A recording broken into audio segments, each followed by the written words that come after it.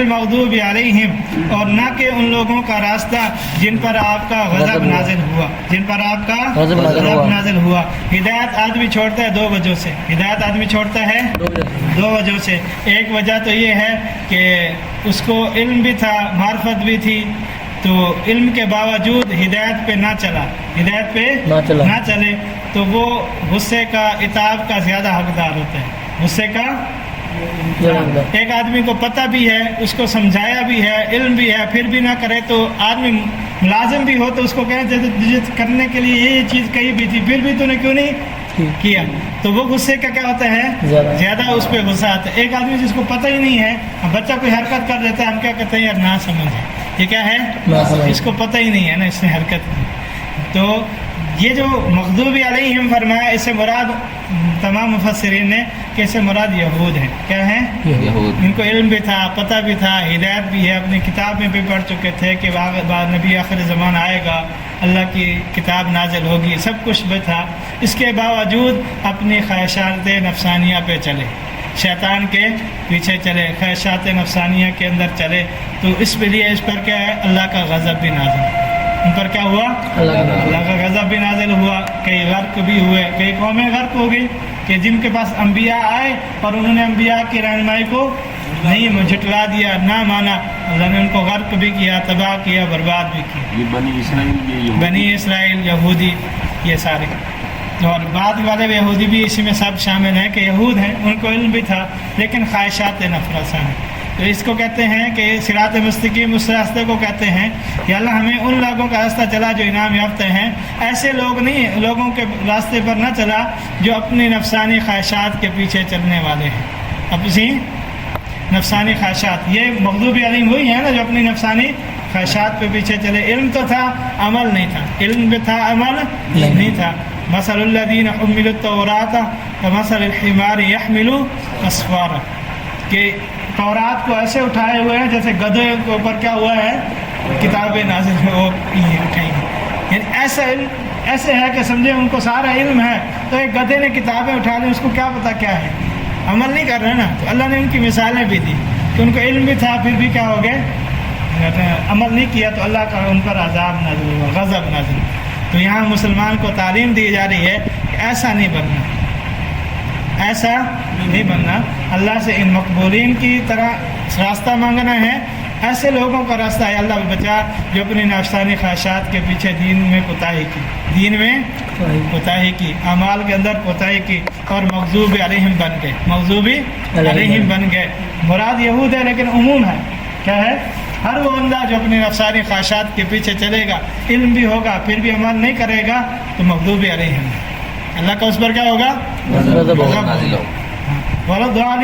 وہ لوگ جو گمراہ ہو گئے، یعنی علم نہیں تھا، جہالت ہے، جہالت بھی مذموم ہے کہ علم نہیں ہے تو علم سیکھو، ترغیب ہے نا، علم نہیں ہے تو نصار۔ اب یہ یہود تھے، ان کو پتہ تھا، علم تھا کہ اللہ وحدہ لا شریک ہے، اللہ کے سوا کوئی شریک نہیں ہے، موسیٰ علیہ السلام کی تعلیمات بھی تھی، پھر بھی بچڑے کو معبود بنایا، آگے 9ویں پارے میں اس میں آگے اس کا ذکر آئے گا۔ تو اس ادھر کیا ہے کہ علم حاصل ہی نہیں کیا اور اپنی طور پر جھاڑتے رہے کہ اللہ عیسیٰ علیہ السلام کو اللہ کا بیٹا بنا دیا، عزیر علیہ السلام کو اللہ کا بیٹا بنا دیا، فرشتوں کو اللہ کی بیٹیاں بنا دیا، یہ ان کے عقیدے ہیں نا نصارہ کے، تو ان کے اندر جہالت ہے۔ تو ہدایت آدمی دو چیزوں کی وجہ سے چھوڑتا ہے، یا تو جہالت کی وجہ سے، صراط مستقیم، صراط مستقیم دو چیزوں کی وجہ سے چھوڑتا ہے، یا تو نفسانی خواہشات کی وجہ سے۔ اب دیکھیں ہم اپنی نفسانی خواہشات کی وجہ سے دین کے کئی احکامات کو کیا کر دیتے ہیں، چھوڑ دیتے ہیں کہ شادی میں یہ نہیں ہوگا تو لوگ کیا کہیں گے، کل خوانی نہیں کریں گے تو لوگ کیا کہیں گے، 40واں نہیں کریں گے تو لوگ کیا کہیں گے۔ صراط مستقیم کو چھوڑ رہے ہیں نا، تو کس لیے، اپنی نفسانی خواہشات کو پورا کرنا۔ تو یہ اور غلط کہ علم نہیں تھا، گمراہ، علم حاصل ہی نہیں کیا، نصارہ تھے، اب انہوں نے مختلف عقائد گھڑ لیے، دین کے اندر زیادتی پیدا کری، انہوں نے دین کے اندر کیا کی، کمی کی، کہ عمل میں سستی کی، انہوں نے کیا کر دیا، حد سے بھی بڑھ گئے کہ نبی کو بھی معبود بنا دیا، اتنا حد سے بڑھ گئے کہ نبی کو کیا کر دیا، معبود بنا دیا۔ جیسے ہمارے اندر بھی کچھ فرقے ہیں کہ آپ علیہ السلام کو اتنا کہ آپ علیہ السلام کا درجہ ہے. ہم مانگتے ہیں کہ قیامت تک ایسی شخصیت کوئی بھی نہیں آئے گی, ایسے کمال, صفات, علوم, معرف آپ علیہ السلام سے بڑھ کر نہ کوئی پیدا ہوا ہے نہ ہوگا. لیکن اللہ تعالیٰ کے درجے میں نہیں ہے, اللہ جیسے نہیں ہے کہ جو اللہ کی صفات ہیں, جو اللہ تعالیٰ کی وہ صفات آپ علیہ السلام کے ساتھ شرک کریں, ثابت کریں گے تو یہ کیا ہوگا؟ شرک ہوگا. کئی لوگ ایسی چیزوں کو کیا کرتے ہیں, کہتے ہیں کہ آپ علیہ السلام مختار کل ہیں. تو مختار کل کا مطلب ہے کہ ہر کام, ہر آن, ہر گھڑی کرنے والی ذات کا ہو وہ اللہ تعالیٰ کی. تو آپ ہر کام ہر گھڑی تو نہیں کر سکتے تھے نا, ہر چیز کا علم آپ علیہ السلام کو ہو. تو بہت ساری چیزیں ایسی پھر حدیث بتا رہی ہیں, بہت ساری چیزیں کہ آپ کو پتہ ہی نہیں تھا. کئی حدیثوں میں ایک صحابی کے عورت کا جنازہ ہو گیا, دفنا دیا, آپ نے کہا وہ آتی تھی, وہ تو فوت ہی ہوگی, آپ نے قبر پہ جنازہ, حدیث میں ہے قبر پہ جا کے جنازہ پڑھا. ایک صحابی کی شادی ہوگی, خوشبو لگا کے, لگتا ہے تو نے شادی کر لی. تم عالم الغیب ہوتے تو پوچھنے کی ضرورت کیا تھی؟ تو کئی احادیث سے خود آپ علیہ السلام اپنی کل علم ہے. ہم یہ نہیں کہتے آپ کا علم ہے, آپ کا علم کامل ہے, لیکن عالم الغیب نہیں ہے. جیسے اللہ کو ہر بات کا, ہر چیز کا کیا ہے, علم ہے. ہاں, حاضر ناظر کا بھی ہر جگہ, ہر مکان, ہر جگہ پہ کیا ہے, موجود ہیں. یہ بھی تو پھر وہ ایک عقیدہ ہے. تو یہ ساری چیزیں کیا ہیں, دین کے اندر زیادتی ہوگی, دین کے اندر زیادتی ہوگی, پھر شرک ہوگی. قرآن نے اس کی نفی کی. قرآن میں کیا ہے, آگے چل کے اس کی آیت میں تشریح آئے گی. تو نہ کہ ان لوگوں کا راستہ جو گمراہ ہو گئے, اور نہ ان لوگوں کا راستہ جو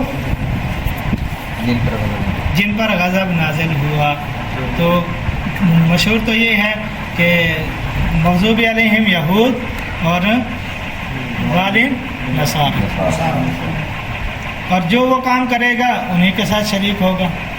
جو آدمی ایسا کام کرے گا تو وہ کیا ہوگا, اس کا حشر بھی انہی کے ساتھ ہوگا. تو اسی لیے ان سے کیا کر لی گئی ہے, پناہ مانگی گئی ہے کہ ہمیں اپنے مقبولین راستے, لوگوں کا راستہ دکھا, صراط مستقیم راستہ دکھا جن پر تو نے انعام کیا, جو چل گئے قبول ہو گئے. نہ ان لوگوں کا راستہ دکھا جو گمراہ ہو گئے یا جن پر آپ کا غضب نازل ہوا. تو یہ قرآن مجید کی پہلی صورت کیا ہے, دعا بھی ہے. اس کا ایک نام کیا تھا, تعلیم المسئلہ, یہ دعا صلاۃ. تو دعا کا ایک طریقہ بھی بتلایا گیا کہ اللہ تعالیٰ سے دعا کرے آدمی, کہ دعا کا طریقہ اس میں پہلے اللہ کی حمد و ثنا بیان کرے, پھر اللہ سے مانگے, اللہ سے ہدایت کو بھی مانگے, اللہ سے ہر کام مدد بھی مانگے, عبادت بھی کرے. کس سے کرے, اللہ سے. تو ہم کوشش کریں آج کے سبق کو دہرا لیں, اور اس ہفتے کا ہمارا عمل یہ ہوگا کہ دعا کرنی. کیا کرنا ہے, رٹی رٹائی نہیں کرنی. اللہ نے تعلیم دی ہے نا, ادعونی استجب, تم مانگو میں دوں گا. ادھر ہم کیا کر رہے ہیں, ہمیں ہدایت عطا فرما. اور پہلی صورت کی تعلیم یہ ہے کہ دعا کی تعلیم دی رہی ہے, دعا کی تعلیم دی گئی ہے نا, کہ اللہ سے مانگو. اہدنا سے یہ تشریح آ رہی ہے کہ اللہ سے مانگنا سکھایا جا رہا ہے. تو ہم کوشش کریں, اول تو یہی ہے کہ آخری لمحات میں, رات کے آخری پہر میں اٹھیں, تہجد پڑھیں, اس وقت اللہ سے مانگیں اپنی ضروریات کو, اپنے اہل و عیال کی ضروریات کو, اپنے اہل محلہ کی, پھر پورے مسلمانوں کی, جیسے فلسطین ہے, شام ہے, دوسرے ملکوں میں جیسے مسلمانوں پر ظلم ہو رہا ہے, اس کے لیے کیا کریں, دعا کریں. ایسے نہیں بس امام نے رٹی رہائی بات تو کہتے ہیں, آپ اٹھ کی آواز سے دعا نہیں کرواتے, ہم نے آمین کرنا. قبولیت کی گھڑی ہے, خود مانگو, اللہ سے اپنی ضروریات مانگو. صرف ربنا آتینا پہ ٹکھائی جانے ہیں بس. امام بھی اس پہ کہا ربنا آتینا فی الدنیا حسنہ اللہم انت السلام ومنک السلام وتبارک یا ذا الجلال والاکرام. ایک جگہ پر جہاں جماعت میں گیا وہ کہتے ہیں اول خیر, آخر خیر, ظاہر خیر, باطن خیر, آمین. بس سب کچھ آ گیا, خیر ہی خیر. ایسے نہیں, اللہ سے مانگے, ایک ایک چیز اللہ سے. جب اللہ کے سامنے مانگیں گے نا, اللہ عطا بھی کرے. تو یہ تعلیم دی پہلی صورت میں. دیکھیں عبادت کی بھی ترغیب دی, لیکن سب سے بنیادی نقطہ دیکھا جائے تو اس میں کیا ہے, مانگنا سکھایا جا رہا ہے کہ اللہ سے مانگے. پھر سب سے چیز جو بنیادی ضرورت تھی انسان کی, ہدایت تھی.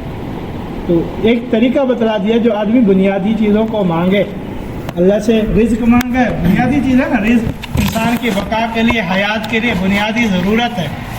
رزق کھانا پینا بنیادی ضرورت ہے, تو وہ بھی کس سے مانگے, اللہ سے مانگے. ایسے ہدایت ہے دنیا کی, آخرت کی کامیابی کے لیے کیا ہے, بنیادی ضرورت ہے, وہ بھی کس سے مانگے, اللہ سے.